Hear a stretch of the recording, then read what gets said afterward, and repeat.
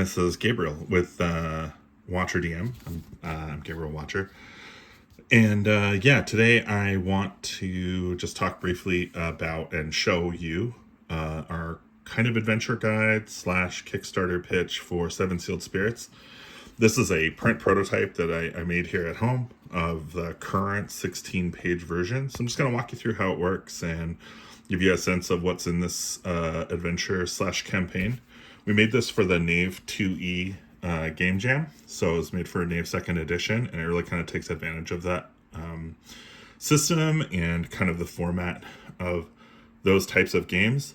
So we have our introduction here, which just explains what Gezeri is and kind of how to use this adventure to get, how to involve your players and what's going on here. But this adventure is very focused around the boons, relics, and patrons kind of section of the Knave rules. So there are 7 spirits that are bound beneath the island of Gezeri. They were put there by the dwarves a long time ago, before the volcano exploded. There's a volcano. So that's all explained here in the background, long ago, 2 centuries ago, 2 months ago, and then now. We've got some adventure hooks. There's 6 of them, so if you want, you can roll a d6 to hand out some different hooks. But starts with stealing treasure, or maybe one of the spirits has reached out to a PC to be freed.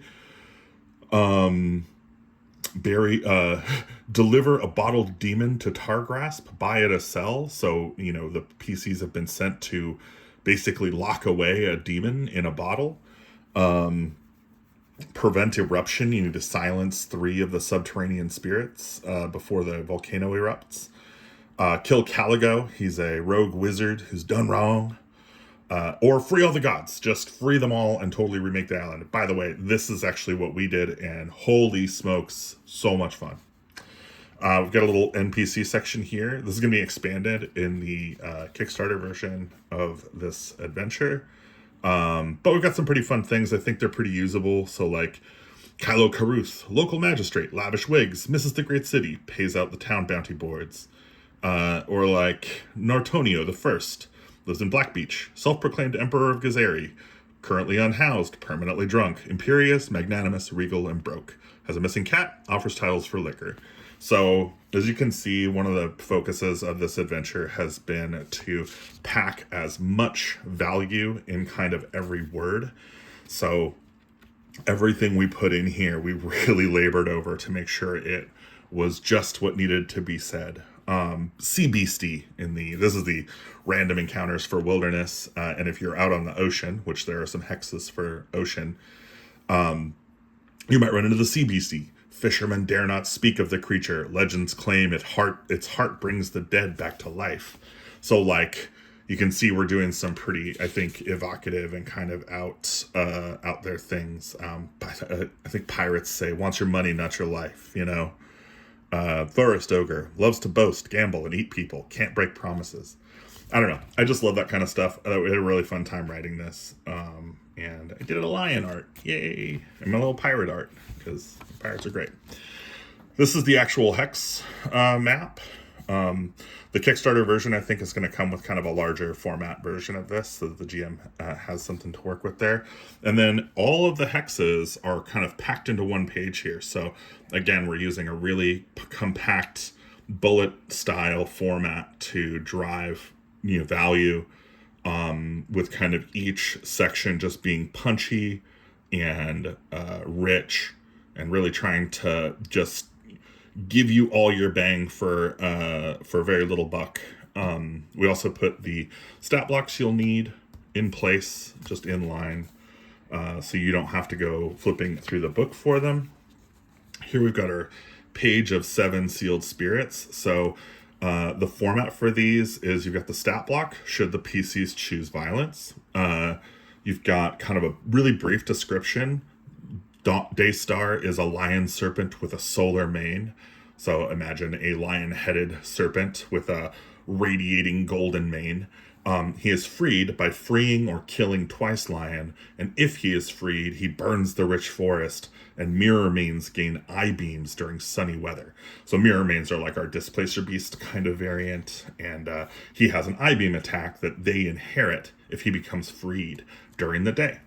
So as you can see, as you unlock the different spirits, you end up really kind of unlocking the island and changing its nature. And each of these has a clear indication of how they can be freed and what happens once they are freed. Then we've got a page that just breaks down the Mirrormain Caves, because there's a whole hex, the Misty Caves, as described, as shown here, that can have a bunch of these caves, these Mirrormain Caves, which are just a bunch of these cats. And each cave kind of has like a D4. You roll 4D4 to kind of generate what's going on in each cave and how many mirror mains they have. And then you've got the Smoke Wizard's Den. This is another location in the Misty Caves that the Smoke Wizards are hiding out in.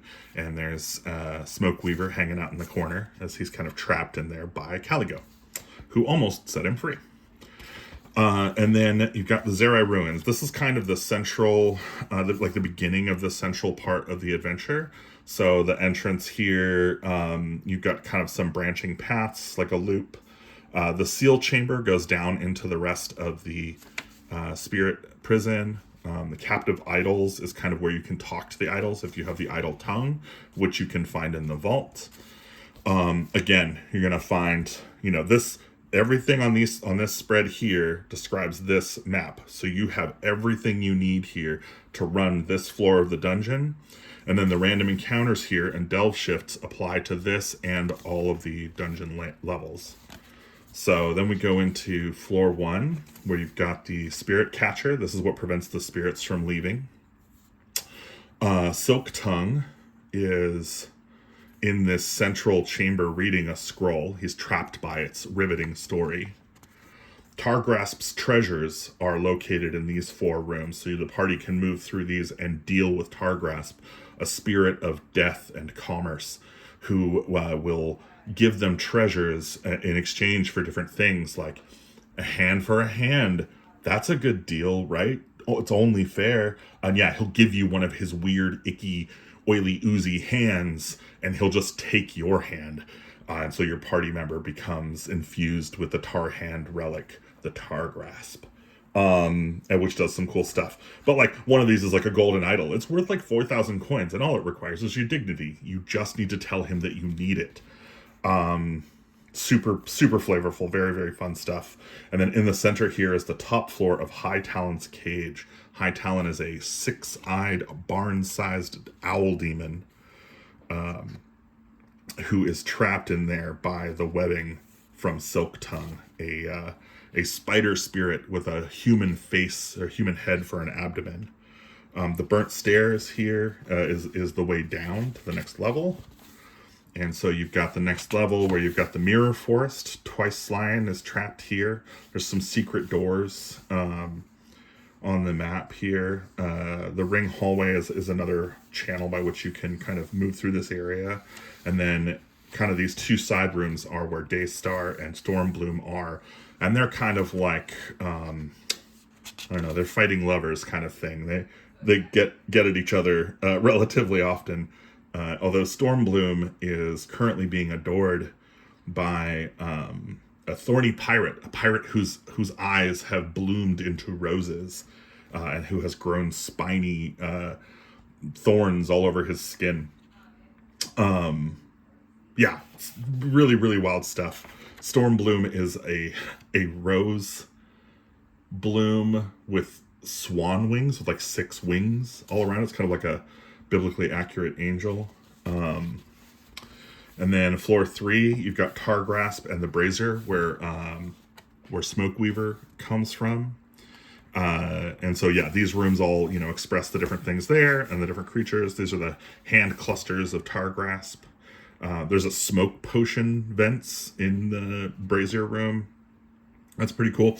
And then, yeah, you can collect monster parts here. So this page would kind of go into some of the other things available. So monster parts are something, they're a part of Knave. So this kind of helps you to determine how you could use the different monster parts in the adventure to accomplish different effects. The patrons and their boons are all locked in here. So once a player gets a patron, you can just mark them, and that's what their boon is. They get +5 to surprise and stealth, and feline reaction rolls are d6 +6. Again, you're going to notice a lot of things in here are very keyed into how Knave works. So it's trying to leverage those rules really specifically.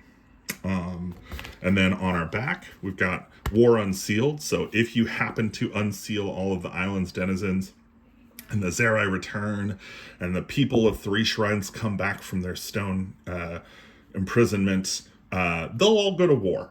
And so this is our little way of introducing the warfare rules and how to use Knave's warfare rules to accomplish a continued campaign in that area. Then we've got some nice handy, so you looted a wizard, so you looted a pirate, tables back here for fun. Just, your party grabs something, be like, yeah, it's earrings worth 40 coin, or you got a gaff hook, or you have a map to Targrasp's treasure. Or maybe you looted a wizard and you got some smoked mirror mane or fumes of Valtor, which basically a chaos spellbook, pretty wild stuff. And then the last table here is as a spirit is destroyed. So if the party succeeds in destroying one of these spirits, you roll 2d4 and one of these effects will take place. I think my favorite is Awakens Killing Weapon. So the weapon that slew the spirit becomes alive. And in our game, we just said it becomes alive with the spirit of the slain ghost. So it kind of gets its boon and it gets its kind of attitude. But the sea boils for d8 days, or the volcano erupts are some options. So you get some really wild world-changing events. Anyway, again, this is the 16-page version of the 7 Sealed Spirits adventure / campaign guide for Knave 2nd edition. You could use it for any OSR system, and the Kickstarter is going on right now. So if you have a chance, go check out the Kickstarter. There will be a link down below. And if you're interested in getting this, I would love to see more people back it. If we get a $500 Canadian stretch goal, then we're going to get a Foundry VTT module made available as a purchase option through that. And so I'd really love to hit that goal. Anyway, either way, I hope you will check it out, and I hope you enjoy playing 7 Sealed Spirits, and tell us what you think, and tell us how your party did. Thanks.